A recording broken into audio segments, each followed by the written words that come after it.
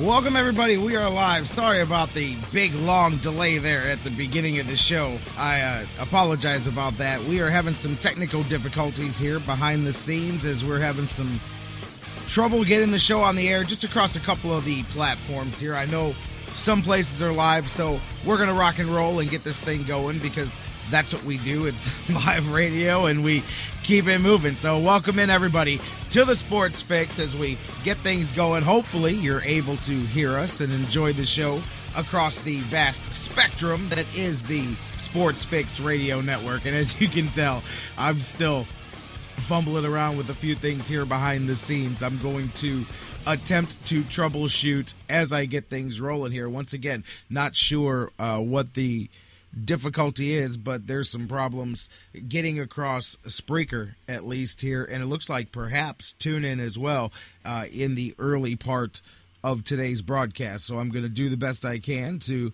get that rolling and get that fixed, and perhaps it may not be until the middle of the break. So if you're hearing me, that's great, and those are the people that I'm going to talk to for now until we figure out what that is. So welcome into the Sports Fix, you guys. A whole lot going on. Hump Day edition of the Sports Fix coming your way here over the next 2 hours. A whole lot going on. Let's look at the slate of guests here today. Coming up just about 25 minutes from now, my man John McMullen from the Sports Network. He's going to be with us here as we do the NFL thing. We'll talk all the stories going on around the latest with football and the latest the action this week, even with the Browns off. And we'll talk as they turn the page, prepare to come out of the bye week here and get ready to do the Tennessee Titans thing here. As you can see, I'm struggling in the background here, trying to get this thing working. But anyways, I'm definitely going to have to wait until the break to troubleshoot that one. But not only do we have John McMullen coming your way, Dan Wismar from the Cleveland Fan.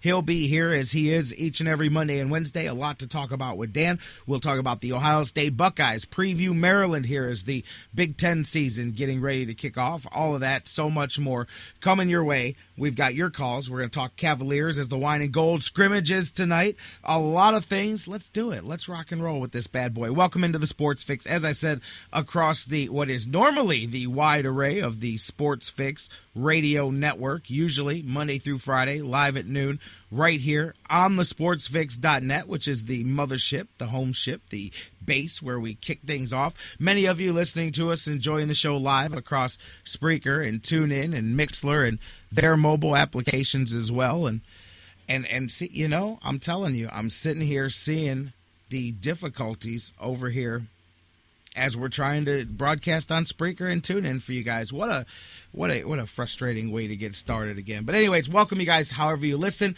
on digital delay, on iHeartRadio and iTunes and Stitcher Radio and SoundCloud. Those of you on Spreaker, you're going to hear the show anyway, so I'm just going to roll on, and unfortunately, we will have to get the live broadcast fixed for those guys here. I'm just going to shut that out over there. Absolutely, Chris, we're going to talk Cavaliers here in just a few minutes as well. We've got a whole lot to get into, and we want to do it with you. So while I'm fumbling around and getting things going, pick up the phone and give me a call. 216-539-7535, the number to call. 216-539-7535. If you can't get to the phones, that's all right. See, I'm all over here today. Hit us up on Facebook and Twitter and email, facebook.com/thesportsfix. Tweet with us at thesportsfix, CLE. Email us, thesportsfix@AOL.com. Again, hit us up on the phone lines, 216-539-7535. 216-539-7535. If you can't get through on the phones, or if you can't use your phones, hit us up on Facebook and Twitter and email, facebook.com/thesportsfix. Tweet with us at thesportsfix, CLE. Email us, thesportsfix@AOL.com. And let's see, I'm going to reconnect over here as we're live. You guys can hear the magic as it happens.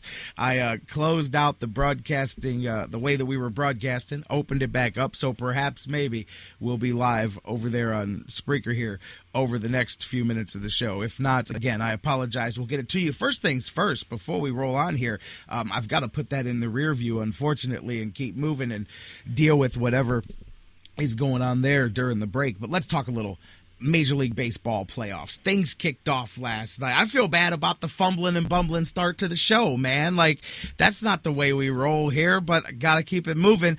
And the Royals kept it moving last night. Oh, man, I'll tell you what an exciting way to kick off the playoffs and the run up to the World Series here. If you're a baseball guy, if that's your thing, or even if not, I mean, look at last night.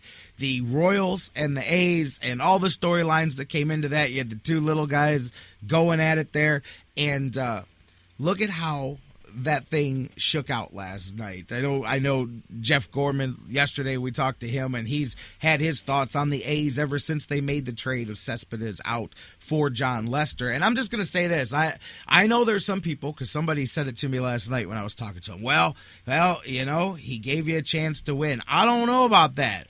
I don't know if I'm all that excited about what John Lester gave me last night, if I'm the Oakland A's. I mean, yeah, you could say, you know, he just barely, you know, got out of there still ahead of the ledger, but definitely not what you expect when you trade a heart of the order, young stud slugger for the guy that's going to be the piece, the pitcher that gets you over the top, pushes you over the hump, as they say. And again, he wasn't the losing pitcher last night, but he wasn't the winning pitcher either. I mean, you jump on the board 2-0 right away. You're thinking, okay, man, this is what you bring Lester in for, man. We get him a couple run lead here. Now it's money time. Now he's going to crunch down and make this trade look good. And people, I was texting a couple of guys back and forth going, yeah, man, you know, it's all set up now for the A's to sit back tomorrow and go, see, we knew what we were doing. But I'll tell you, KC had a different feeling about that, and just up and down with the game. We'll get into some of the stuff in the later innings, but Kansas City stormed back and took the 3-2 lead in the third inning there. Looked like they were going to perhaps turn it around, leave it to Shields for him to hold on. No, not to pile on Lester there. Shields, he imploded as well. As you know, Moss with the 3-run home run gave the lead back to the A's, and boom, gas on the fire there. You got a 7-3 lead. Now it's looking like the A's are just a couple of innings away from holding on 7-3, especially when bats tighten up in the playoffs. Theoretically, usually you're thinking, okay, Oakland should be able to ride this thing through. And I'll tell you, I saw a lot of people second guessing Ned Yost at various points during the game yesterday, and I get it, man. Like, I know it's a fly by the seat of your pants. Man, my man was throwing everything out there that he could think of to do. I mean, I know you got to question. You don't question the wisdom of going to a guy like Ventura, obviously, but same time you question the how much he had left in the tank. What was it? Just 2 days prior, right? He had pitched on Sunday, I believe, right? So. And he's like, you know what? I'm going with what got me here. We're going to do whatever we've got to do to get out of this game. Doesn't matter if we're having the worst at-bats in the history of playoff baseball, which came up a little bit later on in the game. And amazingly, not amazingly, you can't even use the term amazingly because baseball, sports in general, plays out that way, that the guy who ends up being the hero, of course, had to have a moment where he may have been the biggest GOAT. I mean, that K in the 8th inning was maybe possibly one of the most just terrible at-bats I remember seeing in at least in playoff history, let alone in baseball history. That thing was just wow, man. That at-bat was and a chance to tie the game. But you know what? That's what sports does great, and that's what baseball does pretty well, is sets up those moments where that same guy comes back around, and he's the one that unbelievably brings it back home as the Royals came back, stormed back, as we said, with a couple more runs there, tied it in the 9th with the sacrifice fly. And I mean, by that point, I don't know about you guys, but I'm with, because I was flipping back and forth. I was bouncing around to some different things, and watching the game, but doing some other stuff and watching some other stuff at the same time. From around the 8th inning, I wasn't flipping around anymore. I was into this because I'm like, Kansas City's come. I could feel it. I could feel that momentum rolling. Kansas City was coming back to win this thing, but then look at the resilience even in the 12th. Sometimes a team just refuses to lose, and that was what Kansas City did yesterday. And my hat's off to them, because you go down in the top of the inning, and it's like, okay, now we came all the way back. Air's going to come back out, but they take care of business. Bottom of the inning, walk that bad boy off, and there you go. The Kansas City Royals, first time in the playoffs in 29 years. They have not been. I'm telling you, I was like in kindergarten the last time the Royals made the play. Half of you guys listening to the show could say I've never been alive while Kansas City made the playoffs, but now they're going to stick around a little bit longer. They get ready to head out and take on the AL West champion Los Angeles Angels, which should be a good series there. But man, if you're Oakland, I mean, I know you made the playoffs, I get it, but they've got to be coming out of it. Okay, number one, just coming out of it, period. You got the sting that comes. We know this last year, and boy, I felt some of that last night, by the way, watching this, just knowing that a year ago we were the ones in that position with that game. So, but the sting of the one and done anyway. But Oakland, you got to think there's way more than that to it, because they went, I don't know if you want to say all in, because it's not like they traded, their whole lineup for a couple of guys. But at the same point, they went pretty close to all in on that move, thinking that this was going to maneuver them to the position, the promised land that they wanted to get to. And now you're left scratching your head, and you may be left empty-handed, because there is no guarantee. I'm not saying, look, I've heard some people say that it's very likely that Lester does end up coming back there and signing something, but there's other people that think he's just as likely to go back to Boston or go somewhere else. I'm just saying, you got that unknown now. So perhaps, I mean, you could have mortgaged, really, you could end up with neither Lester or Cespedes and a one and done in the playoffs. That is not a place that, and absolutely right. Cespedes can go back to Oakland. You're absolutely right, Vashon in the chat room. I mean, that's part of the risk that you take when you make the move like that is you go, okay, well, if this doesn't work out, we back up here. We got a backup plan here. But I'll tell you,